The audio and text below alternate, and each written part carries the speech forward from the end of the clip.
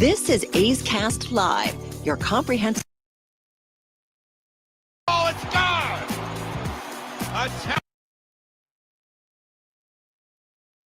Other MLB clubs. A judging blast. All rise. Here comes the judge. Swung on, hit high, hit deep to right, away back into the second deck. Bobby Witt Jr. becomes the first shortstop in Major League history to have two 30-30 seasons. Shohei Ohtani starts the 50-50 club. Join us as we take you inside the baseball universe, from humidors to walk-off dingers to Hall of Fame talk. We have you covered. Spend your afternoon with us, only on A's Cast Live. Here's Chris Townsend. Good afternoon, everybody, and welcome to another edition of A's Cast Live. We are back at the ballpark in West Sacramento. It's going to be a great homestand, as the number one team in the American League is going to be here, followed by a division rival who all of a sudden is starting to find their groove again. So it's going to be Detroit for 3, and then it's going to be the Texas Rangers. The Rangers, who are still in this thing, they're back to 500, so we'll see how that plays out. A lot of what we have talked about in a week or so ago is how are the A's going to do in these games that really mean something, because they are playing for something. And we're going to see tonight as they're taking on the Tigers 4-3. I cannot believe that I'm going to have to say I apologize to Scott Boras. I never thought I would say that. I need to apologize to Scott Boras. That's coming up. Jacob Wilson is with us right now. Who's your agent? Paige Joel, PSI Sports. Okay, so it's not Scott Boras, so I don't have to say. Scott Boras told us years ago this after Matt we're talking to him about Matt Chapman. He did this whole it was like a 5-minute answer to a thing talking about how baseball is going to be in Japan. We all rolled his eyes. By the way, a new deal with Netflix and airing World Baseball Classic in Japan. It's like, oh my God, This guy's vision's coming true. More importantly, how are you? I'm great. How are you? I'm happy to see you back. I'm happy to be back. I think a lot of people need to realize that in a young career, when you start out and you're doing some really good things and some historic things, right? Starting the All-Star game, there may be some times that you're going to try and gut some things out. Yeah. I don't think a lot of people realize how much when you got hit, the forearm, the hand, how much you gutted that out, played through the All-Star game. Talk about how you played through the pain, and I totally understand. Why wouldn't you want to play in the All-Star game? Yeah, no, obviously the hit-by-pitch happened, and first the X-rays didn't show much, so I was kind of optimistic. Obviously the All-Star game happened a week later. Just going out there trying to get healthy and trying to get the pain out so I can go play in the game, and ended up getting a little bit of the pain out of the way, but there was still a good amount there, and it kept lingering on for a couple of weeks, and like I said, just tried to play through it as much as I can until it started to actually, really start to bother me. And, I was playing through it for a couple of weeks. And, when you're trying to play through something that's bothering you as much as that did, it's going to, affect how you go out there every day and, play. So I think that we obviously thought the best decision was to, get healthy and get the pain out of there so I can come back and, be strong for the last, month of this season now. So, I'm just excited to get back, play with the guys, and, like I said, finish out strong. Did it get to a point to every single time you made contact, it hurt? Yeah, it was bugging me pretty good there for a little bit, and like I said, I think it was in Houston where it started to blow up even more than it did, and it was painful, just being able to try and work through that, trying to grind through that that injury, and like I said, obviously took the time off, and we're back and feeling healthy and feeling strong again. You're gonna have a long, great career. This is a little roadblock that comes up early in your career. What do you think you learned during that time? Yeah, I think it learned just, better to get it, healthy earlier, as much as I did. I think that if I would have just, took my time at the beginning and just be able to get it healthy, it might have been a little bit shorter of a time period. But obviously, like you said, I try to, play through it as every player wants to do. And, I think at the end of the day, it happened and you learn from it. And, now we're healthy and back to playing baseball every day and doing what I love and being a part of the squad that, I'm just super excited to be a part of. You're dang right I'm going to play through it. I just got elected into the All-Star game. there would have nothing you could have done to me would have kept me from. Like, I totally understand. I would have done everything humanly possible to play in the All-Star. Your first All-Star game, a rookie voted in. Yeah, you had to play in that. So I totally understand. So, but here we are. You just had a big game. You're feeling good again. Yeah. You got some games left here. You know, batting title is still out there. What are you thinking about these last 30-plus games? Yeah, I think that, just being able to, last 30 games, just go out there and just have as much fun as I can. And, go out there, play my game, just be able to, do whatever the team needs me to do. And whether I'm hitting the 5-hole, the 2-hole, lead off, whatever it is, just go out there and do whatever the team needs me to do. And, just try to go out there and win as many games as we can before the end of the season. You got arguably the best pitcher on the mound tonight. You just were in the clubhouse with the best players. At the All-Star game, you're with the very best players. I still want to get to that.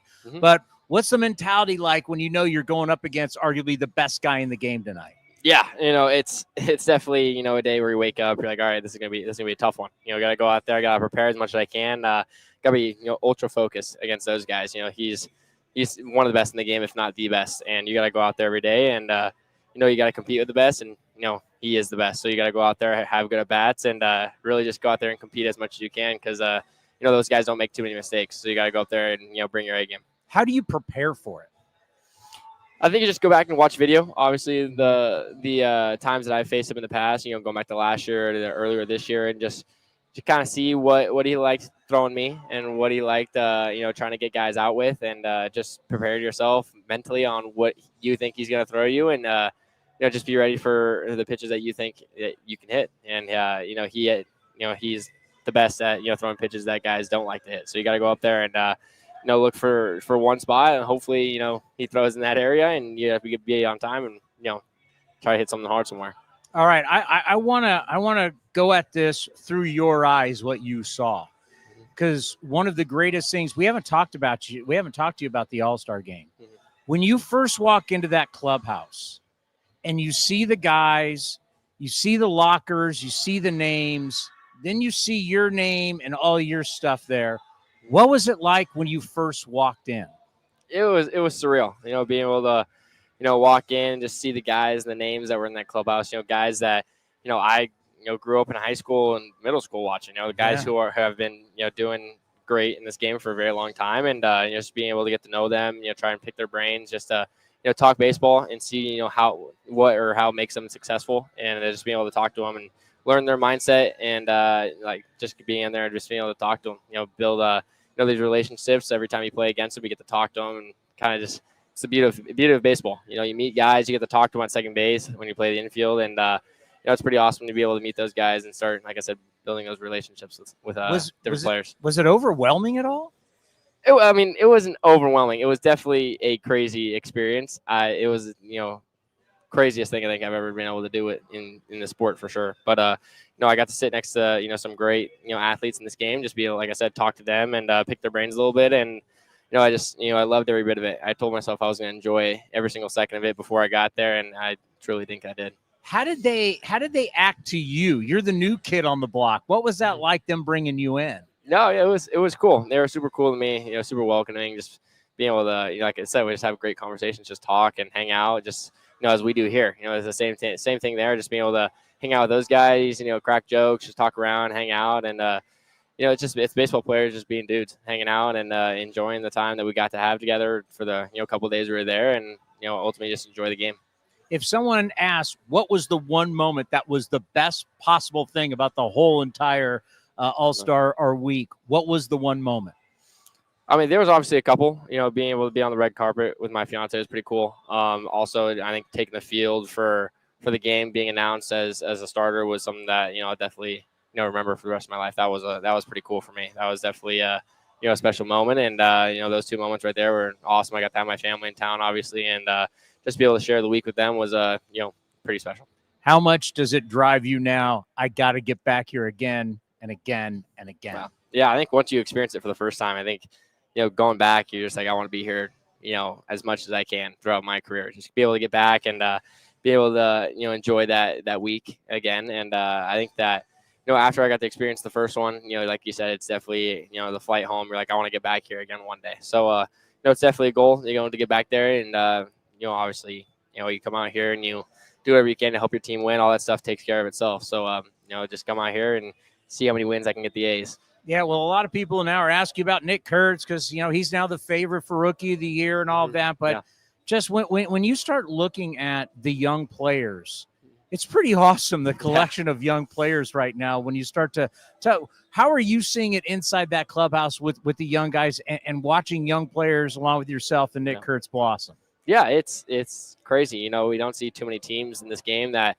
have, that young core like we do. We have a great young core. We're all boys. We all come to the field every day, hang out, and we're just, I think we feed off each other. One guy's doing well, everybody else wants to do well. We all pick each other up to go out there and be successful every day. And I think that, this is year one with this young squad that we have, obviously with, Kurtz coming up, Denzel and Muncie and all the guys that, got called up this year for the first time. I think it's just the first year. I think next year is going to be, even more special with guys coming back with experience underneath their belts, just like I did, last year, being able to come into this year with experience under my belt. I think that, next year is going to be a really special year when everybody starts to, get into their second year and really being able to learn from, how their first season went, being able to take it and be successful in the future.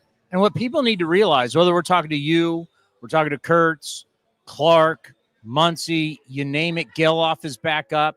What a lot of people don't understand is there's a lot of talent also coming. You got to see some of these guys. You played with them. You've seen them now also at spring training. Tell us how you see more talent coming.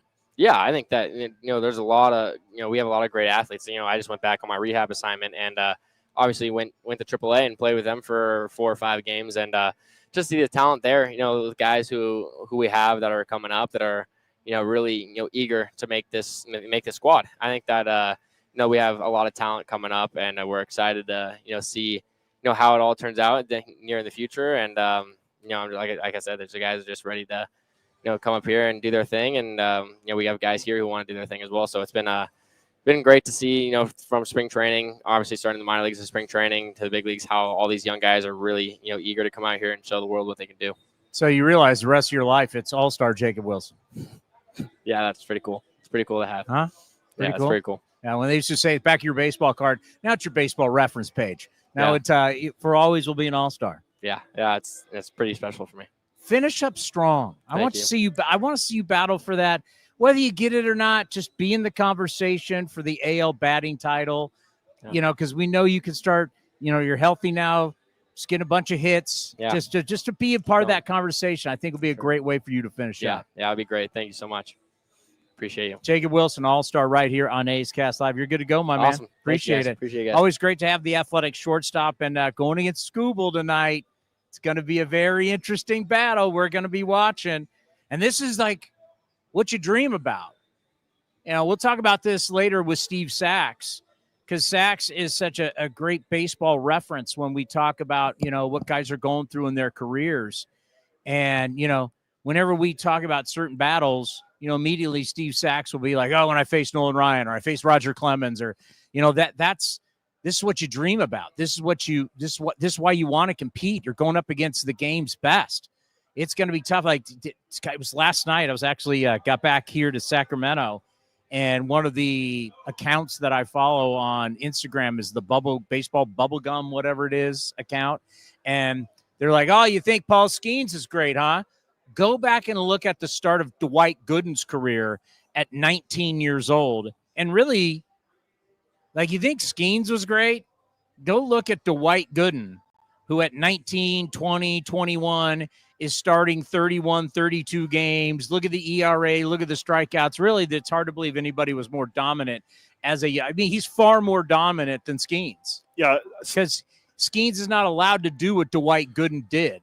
But Skenes was a college guy. Dwight Gooden was not, right? Coming out of Tampa, Florida. He was this high school kid. I mean, the thing they talk about, he bought his parents live with him. He bought this home in Tampa. He just bought a Mercedes. You would be too if you made $40,000 a year. Yeah, no. He was high rolling at $40,000 a year. I saw that tweet earlier, and I sent it to my buddies back in Pittsburgh because they always tell me how great Paul Skenes is. And, yeah, he's very good. He is, but – and he's having a great – but Dwight Gooden in 66 games had a 19.1 WAR in 50 games. Skenes is at 12. Dwight Gooden trumps in literally everything except for like K percentage, walks, and walk percentage. But everything else, I mean, he won a Cy Young those first 2 At years. what, 20? Yeah, I mean, so not his first year. I think his first year he was 19. So it would have been a second. And then his second year was 20, right? Yeah, he was 2-time All-Star, Cy Young, ERA title, and a Triple Crown. Yeah. So when we all talk, Skenes is the most, and Dwight Gooden's punching out all these guys when guys weren't cool with striking out. I don't even know why I got into that.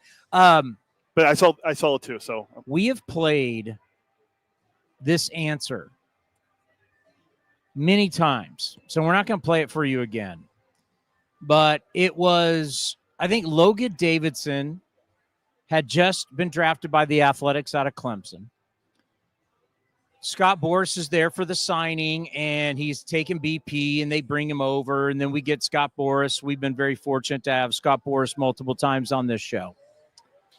And at that time, we're addressing the topic of Matt Chapman and Matt Chapman potentially signing long-term with the A's. Scott Boras deflected the question about Matt Chapman and then went on to do this long 5-minute answer. It's maybe the longest answer in my career in an interview, where he took us to where baseball would be expanding into Asia. Major League Baseball teams, when we talk about, hey, expansion, are they going to expand into Salt Lake or Portland or Nashville or Charlotte? No. We're now expanding into Asia, according to Boras. And we got done with the interview, and we all looked around after he left and went, that was one of the craziest interviews we've ever done. And we've done a lot of interviews. And then I've done a lot of interviews with on other stations. And I was like, that was just bat blank crazy. I have it, but we're not going to play it. We're not going to play it. But he goes all about baseball, Major League Baseball expanding into Asia. And this was we'll have a division in Asia. 6 years ago now? It's 2019? Yeah. And I'm like, this is crazy. Like, what the hell? I mean, I get it. You don't want to talk about Matt Chapman, but I mean, my God. And then all of a sudden, here's the report today. Netflix to stream 2026 World Baseball Classic in Japan. So our last World Baseball Classic, when Team Japan was playing, we were getting the most extraordinary television numbers. It was something like 85% of all televisions in Japan were, well, in Tokyo, which Tokyo, last time I checked, has like 13 million people in it. And on any given day, it's kind of like how Manhattan, there's only about 1 million or less than 1 million people actually live on the island. But when everybody comes in for business, it's like 20-something million a day.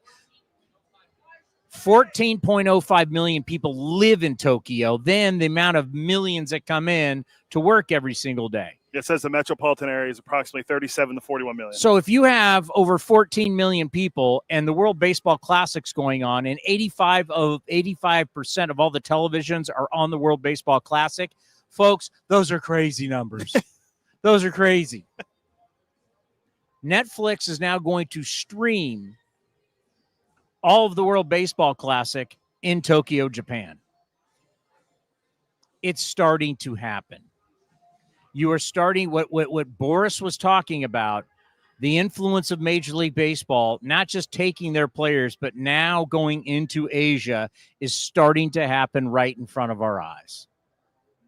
And as they look to continue to expand out of the United States, maybe, just maybe, he was right. And it's not crazy that we'll be sitting in Las Vegas in 2035 going, well, maybe it might not be that soon, but at some point where you have a division of American teams over in Japan, because they are starting to do business, and it's not taking their players, and it's not just putting teams over there to play.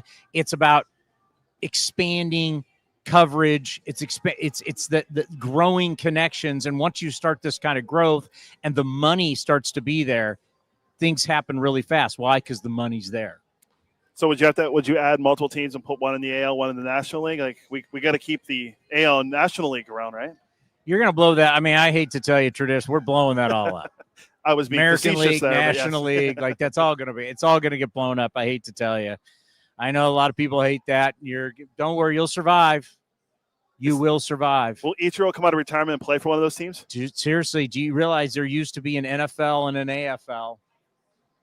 The Yeah. American Football League. They merged, but before they did not. Look at the league now. The NFL survived. Like it's all going to change, and we will all survive. I just think it's just fascinating that business continues to grow in baseball in Asia, just how Scott Boras told us it would. 6 years ago. What's so crazy, that was 6 years ago already. He was seeing this far before. Yeah, because what year was that? 2019. So we had just gotten back from Tokyo. Yeah, it would have been June of the June draft. It would have been the June draft. Would have been the June draft. So we would have been in Tokyo in March. For Ichiro's final games, right? It was Ichiro's final game. We were in Tokyo for to start that season.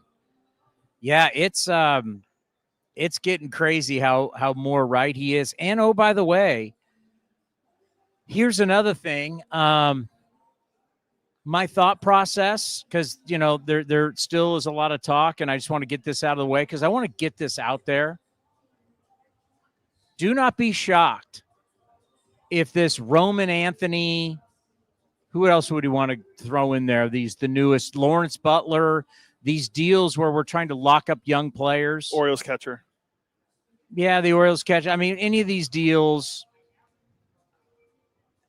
don't be shocked if there is a massive, massive trend where we see, like, all of a sudden Nick Kurt signs, Jacob Wilson signs, like every single team is locking up all of their young players as everybody is scared to death about 2027. This could be one of the great strategies. I know a team president was just talked to about it. I don't want to get too in-depth into it, but it is not something that the teams are conspiring on, but it might be something that is welcomed in baseball, where you lock up all the main young people to 6, 7, 8-year deals when the CBA ends in 2026 and we go into negotiations and blah, blah, blah, blah, blah. It's going to be pretty hard. It's going to be hard to have some major crazy long work stoppage when all the main players are inked up and have contracts.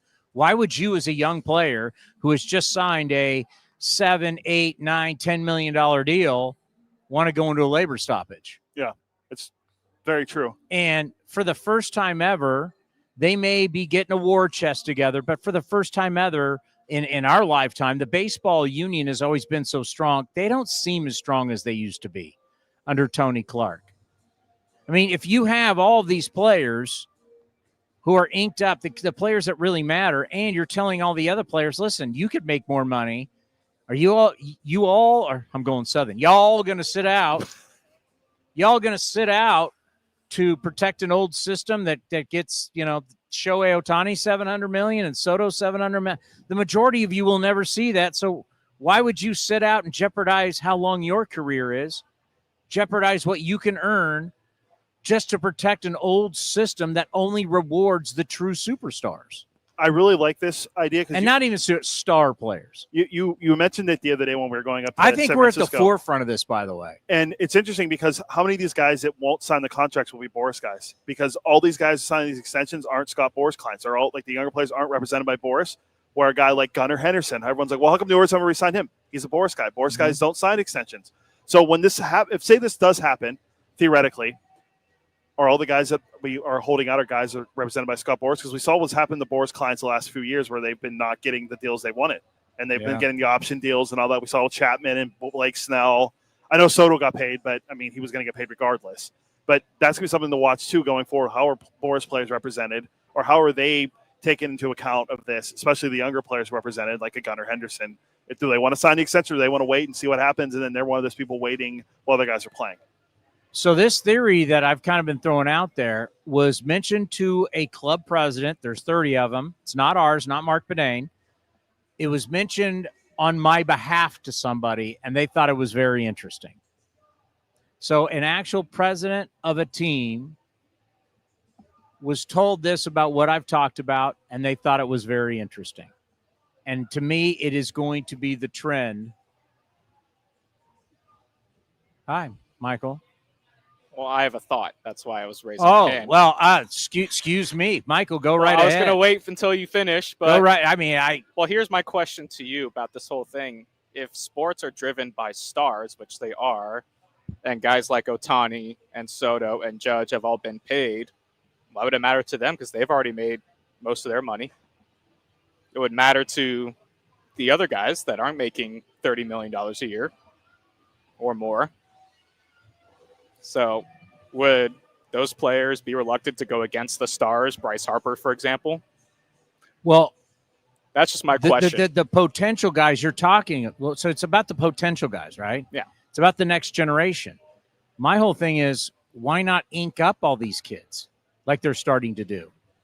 So then already the stars of today are pretty much already, I mean, majority of the top players are already inked up, right? Yeah, I mean, one of the big. Like, And then now you're going to ink up all the young kids to these long-term deals. Who's going to sit there and say, I don't want to play and I don't want to get paid? that's why I said it's interesting with the Boris guys. But yeah, there's not many guys that will be. I like the idea. I'm just who- trying to play devil's advocate here. Well, no, you don't understand your question. So you're saying, well, the older guys are already paid. So my question, so what I'm saying is you get all the other young up-and-coming guys paid. So then who's left to be paid? But would they still go against the stars that drive the sport that are saying, no, we're not going to play unless we get X, Y, and Z? But no one's going to get paid if you don't play.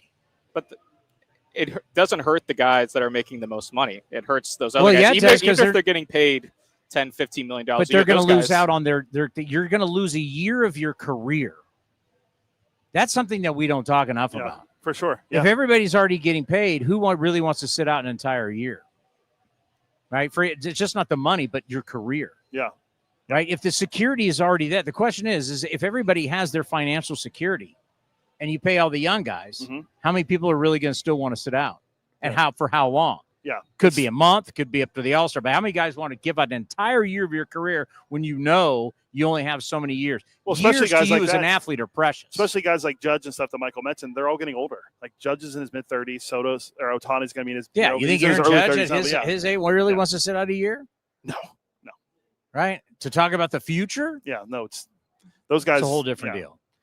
So up next, Dallas Braden has stopped by his new podcast with Lawrence Butler. Correct. Yep. Has it launched? Yeah, we put it out earlier today. All right, we'll talk about that next right here on A's Cast Live.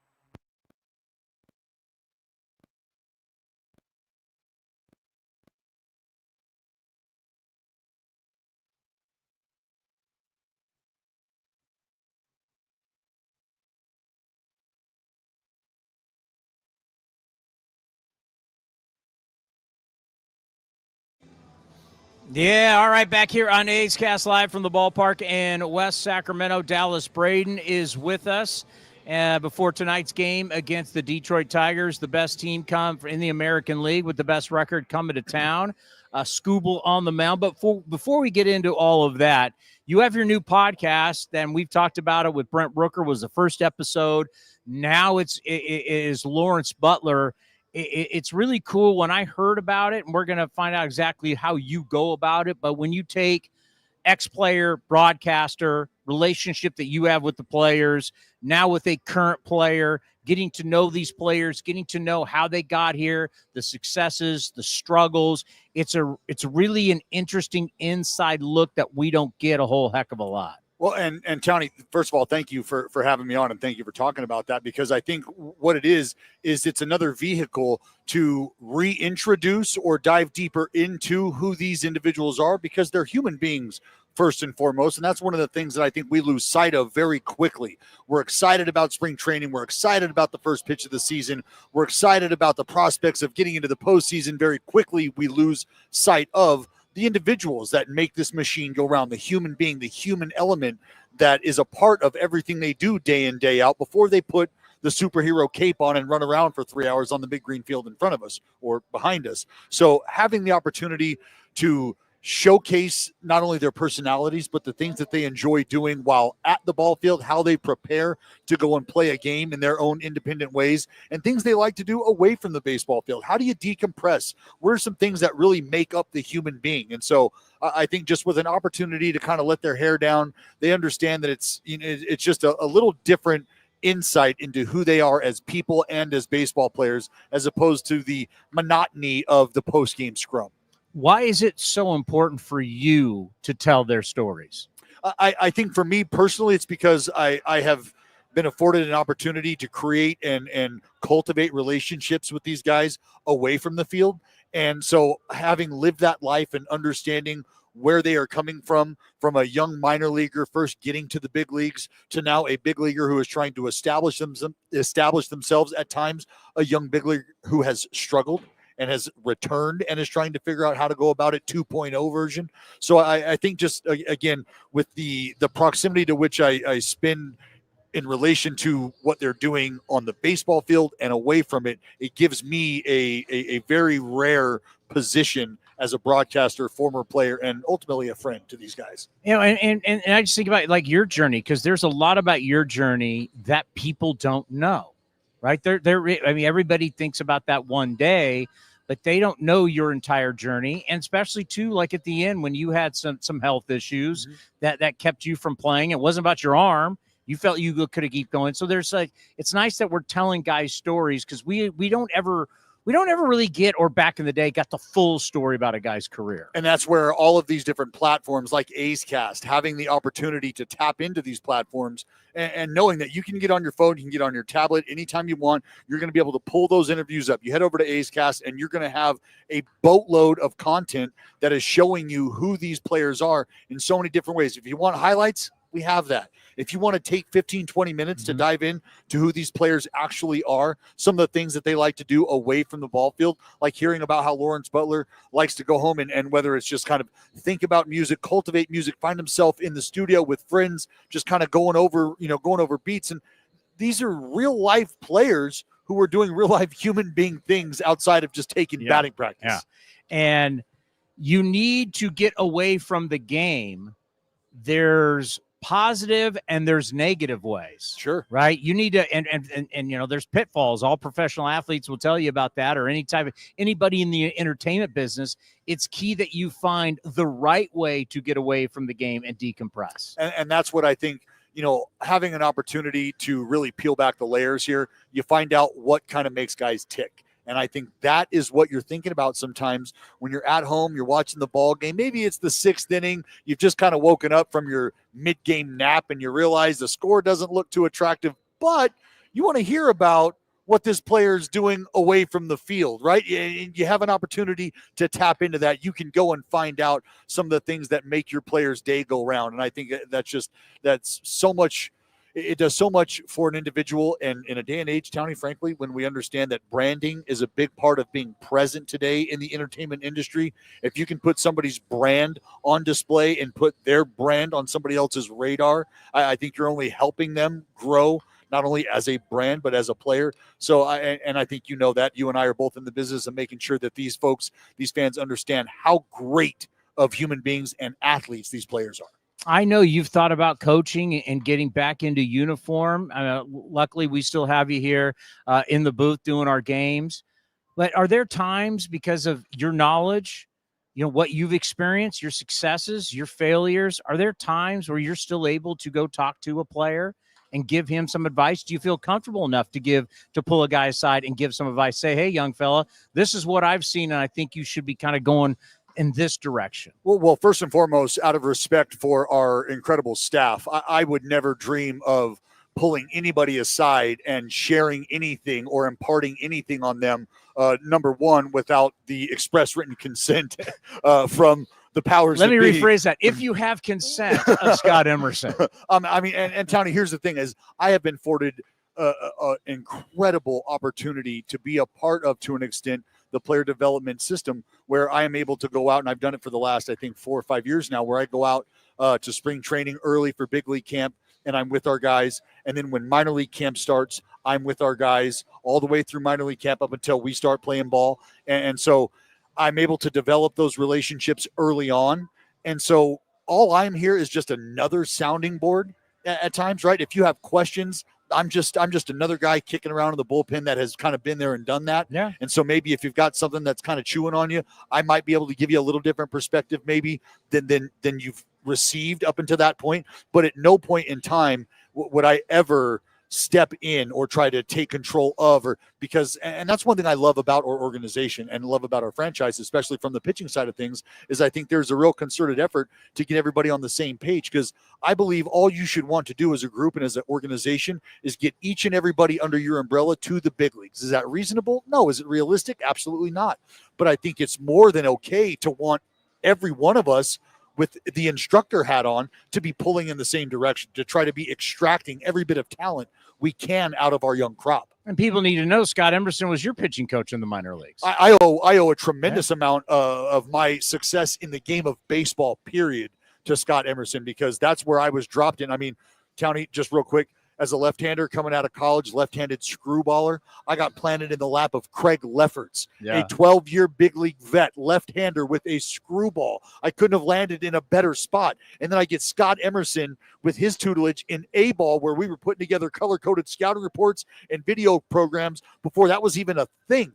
So I was taught how to study and how to learn this game from a completely different perspective at a very, very early stage in my career.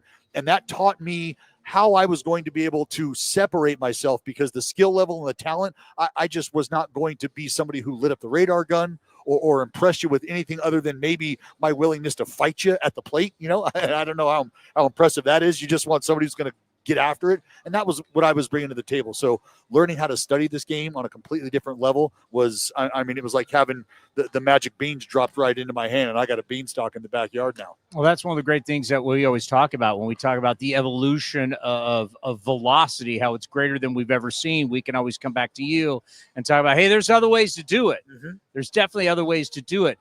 Getting into that, seeing now Jacob Lopez is hurt. Jack Perkins is hurt. We've seen JT Ginn on and off his entire career. We're talking about trying to build a staff. Luis Severino, it's so hard to build a staff. And I just wonder, because I get it. We as athletes at any level always try and get better no matter what. You can never stop athletes from trying to get better. They're always going to do what's better. I don't know what the difference is of why we see more injuries now. There is something about when you have the biomechanics and you have the data, we see this in other sports too, where all of a sudden now, when you as a pitcher would have a pitch one way and you had a feel doing it, now we take in the Edgertronic cameras and everything. Now you really know how to rip it every single time, right? We have a way, the stress that we're putting on the arms, obviously the human arms can't take the stress we want to put on them. We see it over and over and over again.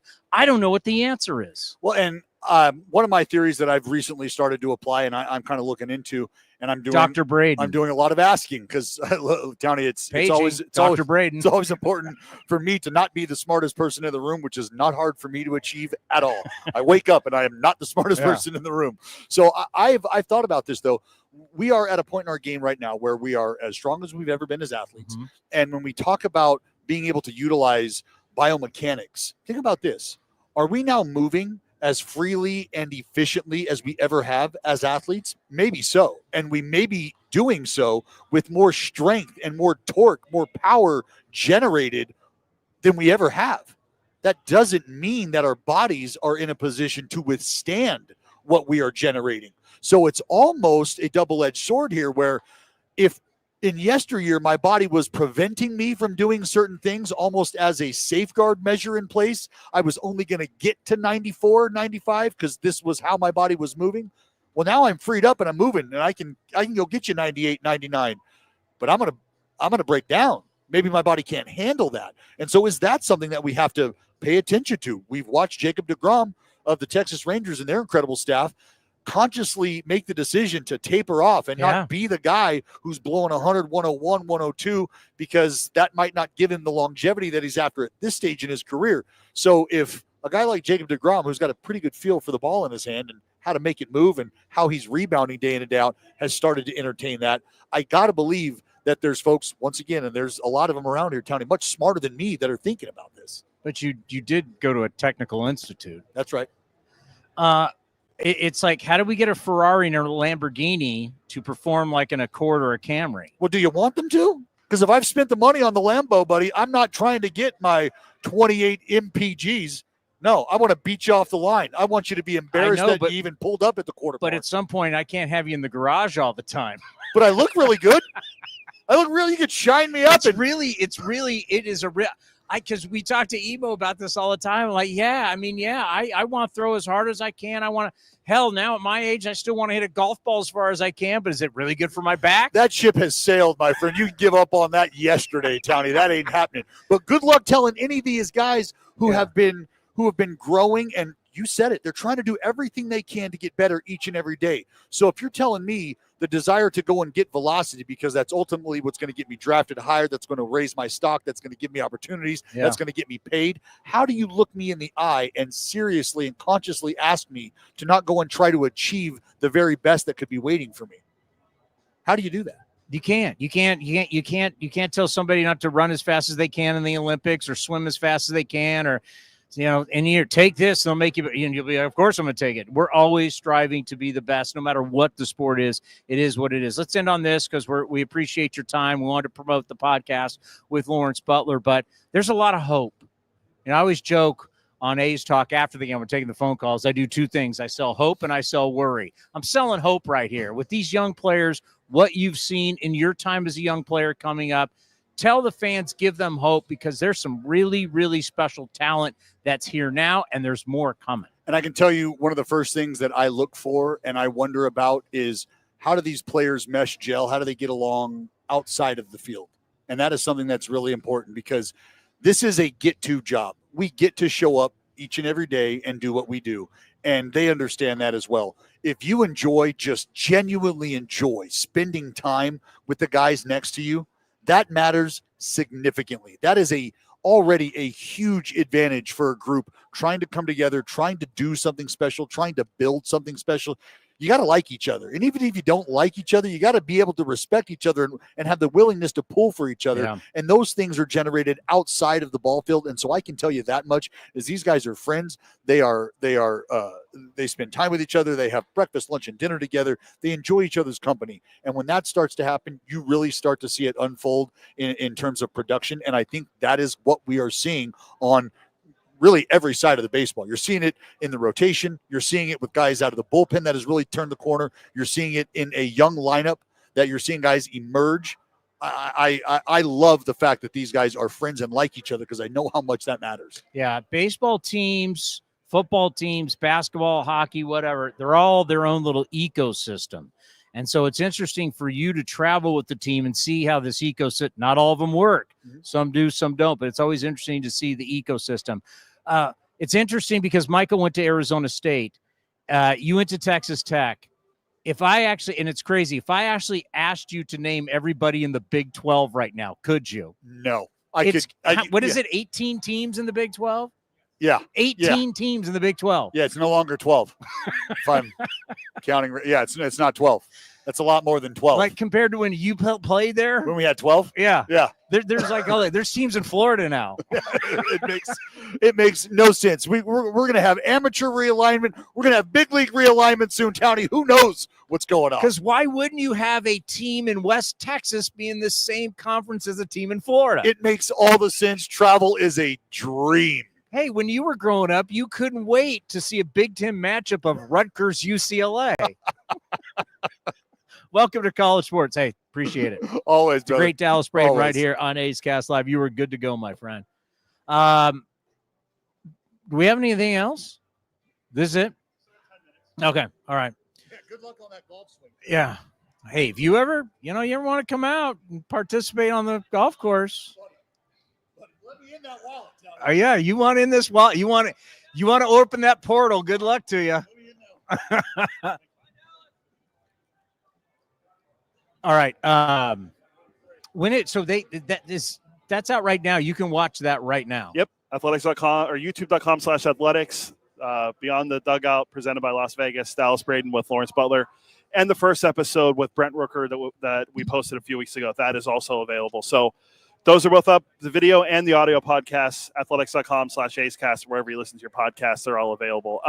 Big 12, you're telling me when you were growing up, you didn't think West Virginia versus Texas Tech was a Big 12 they were matchup, the Big 8 when I was growing up. It was Oklahoma, Oklahoma State, Nebraska. Because when I think of the flyover states, I think of West Virginia. I mean, it was the Southwestern Conference with Texas, Texas A&M. All that stuff's gone. Like the Big 8 was incredible. It was Colorado, it was Oklahoma, Oklahoma State, Nebraska, Kansas, K-State. Who are the other two? Who are the other two? Oh, Arkansas. Yeah, all that's blown up. Like no one's in the same conferences that they used to be in. It is all just completely changed. Well, yeah. Now, I used to watch Pitt, West Virginia. That was backyard brawl was a big deal. Yeah. Now it's West Virginia versus insert random Colorado. I'm happy though. College football. I love me some college football. No, we saw some good games this weekend already. How about my Hawaii? How about the Rainbows of Hawaii taking down Stanford? I don't know what's better. Fresno State lost. It was a great weekend. I don't know what was better: the kicker learning how to kick off YouTube, or the quarterback playing on one leg for Hawaii. Stanford. I just love watching them lose. I thought Andrew Luck was going to change everything around. Frank Reich, former NFL head coach, he was going to come in and turn it. He's just the interim guy, but still. But I'm glad college football is back. I mean, Farmageddon was going on. That was the first game over in Dublin. Who was it? Iowa State and Kansas State. But then I don't know if you heard about what happened to the UC Davis team. They were playing Mercer. Yeah, that got canceled. That's a joke. Wait, what? They called it no contest because there was lightning in the area. Yeah. Instead of just postponing the game, they called it no contest, so everything was like there was no stats, nothing. That doesn't count towards your record. That's kind of a joke. You could just wait it out. Well, how bad was the weather? It was just lightning, they were saying. Well, yeah, you can't play. Yeah, I know, but you either wait it out or you play. can't have people in the stands when there's lightning. Or you can't let it pass and play later, play the next day. You're just not going to play. That game's just not going to count. You've spent all that money to fly there to do all this, and then it's not going to count. How's that going to hurt? Sometimes I don't want to go there because you don't know the circumstances. You don't know the traveling party. I mean, you have to realize they were checking out of their hotels. I mean, there's a lot that goes into a traveling party and saying, hey, listen, we've got X amount of 100 people or whatever is a traveling party. We got to get these kids back. We got to to say like, oh, no, we're going to be, you don't know what the weather was going to be like, what the forecast was the next day. If you're dealing with the same kind of forecast. I'm just reading what I read on Twitter. Yeah. How long? Exactly. You come from sports radio where it's a joke. Everything's a joke. Fire this, that's a joke. Like, you don't understand. Like, if it's lightning for the next couple of days, UC Davis is going to sit there for 3 days? I wouldn't wait there either. I'm just saying, what do you expect? Like, what do you expect a school and a university? This isn't like the NFL where you say, sit your ass there until we play. It's a whole different game. It would have been interesting if this is the same thing that happened in Dublin. Like, what happens if there was a delay? Like, do you just cancel that game and make them fly back? Were they playing with a roof? No, I think it was outside. I think. Because I remember when Notre Dame played Navy, there was a roof. I can't remember if this game. I only watched a little bit of Farmageddon. I just know that those are two ranked teams playing. So you started to have opinions on things you really don't know, my friend. Yeah, well, all I know is our Spartans play Friday night. Yeah, who do we got? Who's first game? Central Michigan Broncos. Wait, there we go. No, Where, Chippewas. that's at home, right? Yes. That's Friday? Friday night, yeah. It was supposed to be Thursday night. Did you tell everybody we're not going to be here because of San Jose State football? Well, we were supposed to be there. It was Thursday night, and they switched it to Friday. Oh, that's right, because we had the day off. Yeah, we could have went to the first game, and nope. Well, did you schedule us to be off for Friday? No. Well, Sax can handle it. Can we come on via live from Spartan Stadium in San Jose? I mean, we probably near can. Downtown. I mean, we can. I mean, Sax can do it. Sax can do it solo. He's been a radio and TV guy this year. Yeah, he can handle it. have him and Johnny come down. They can do anything. That's a lot of Sacramento talk on the going on in that show. Well, I love our matchup of the day today. Brent Rooker is hitting .471 and 3 home runs in career games against Skubal. I mean, this is, once again, this is what you live for. I mean, if you're a baseball fan, these are the kind of matchups. I remember when I was growing up, when you had like a certain guy show. Skubal is the kind of guy that you show up just to see. Mm-hmm. Now, the Detroit Tigers obviously have a historic fan base. They what a great franchise. I highly recommend going to Comerica Park. I think it's absolutely beautiful, and it just oozes Detroit. It just oozes Tiger baseball. Everywhere you go, it's all about their history, one of the long histories. But when you got a guy like that's coming out here tonight, I don't know what he'll be all time because he is a double Tommy John guy. Yeah. Kind of limits you. But stuff-wise and productivity, there haven't been many pitchers as dominant as a guy like Skubal has been in his career. So you're getting to see the best of the best tonight here at the ballpark in West Sacramento. And once again, this is a great opportunity for our players. Sorry, my wife's great aunt and uncle are here. They're Detroit fans, but they're sorry. I don't see them very often. Well, we're almost done. You'll be able to go. That's true. I know. But I was going to ask you, Skubal, or if you were in the Cy Young out today, AL Cy Young, Skubal or Crochet? Crochet has one more start. He's 26. Skubal's at 26. Freed's now out of this conversation. Well, yeah. He was in this. He was elite to start the year. You couldn't get past him on the road. Freed was in the gambling world was your number 2 for a while. Yeah. I'll still go Skubal. Yeah, I'm leaning the same way. I mean, depending on even though what he doesn't do tonight, he already has 200 strikeouts and whip under 1. Actually, his whip's under 0.9, which is even more incredible. On 1.20 and below is phenomenal. Yeah, it's 0.866. So that means basically there's no traffic on the bases for this guy. None, and he has a 2.32 ERA that's lower than Crochet. He's pitched a little less innings because he has one less start. So if he goes out and pitches 7 innings tonight, he has as many innings as Crochet. And what he has meant, it's been a. I don't know if anybody is really done. Has anybody? Because the chic thing right now is to look at the Milwaukee Brewers, but if we go back to last year, there came a point the last 2 months of the season where AJ Hinch had Skubal and kind of nobody else. Yeah. And they just started piecing it together day after day after day. And Harris, he came from the Giants. Is he their baseball president of baseball operations? Jared Greenberg's the GM. So he's the like Green. I didn't hear the GM is a guy that came over from the Blackhawks. He was on hockey. Yeah. From hockey. So what they've done Jeff there, Greenberg, Harris is the president of baseball operations. Yeah. So we saw him in San Francisco. Now he's running the ship there, and just they put values. You know, it was so interesting to watch when they first started this rebuild, the values that they had on having their players and their pitchers know the strike zone. Like simple things, right? But you'd be like, we have certain values that we're going to understand and dominate the strike zone from a standpoint of our hitters and our pitchers. And I remember listening to this conversation. I went, shouldn't we all do that? Yeah. But it's like, it's kind of like you talk about the Milwaukee Brewers or whoever. It's teams that are smarter, play more fundamental baseball. That's like the margin. Like you find wins inside the margin because everybody's got analytics and everybody's got data and everybody's working on biomechanics. Everybody's working on all this stuff, but then the game starts at 7:05. How do you go out and win the game?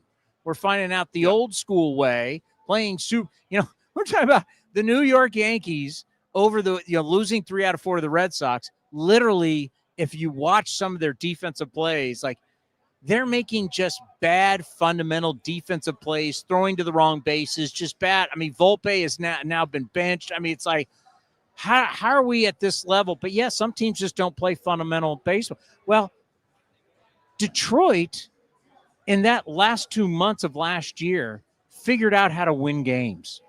And they pieced it all together, got themselves in the postseason at the last minute, won a first round. Yeah.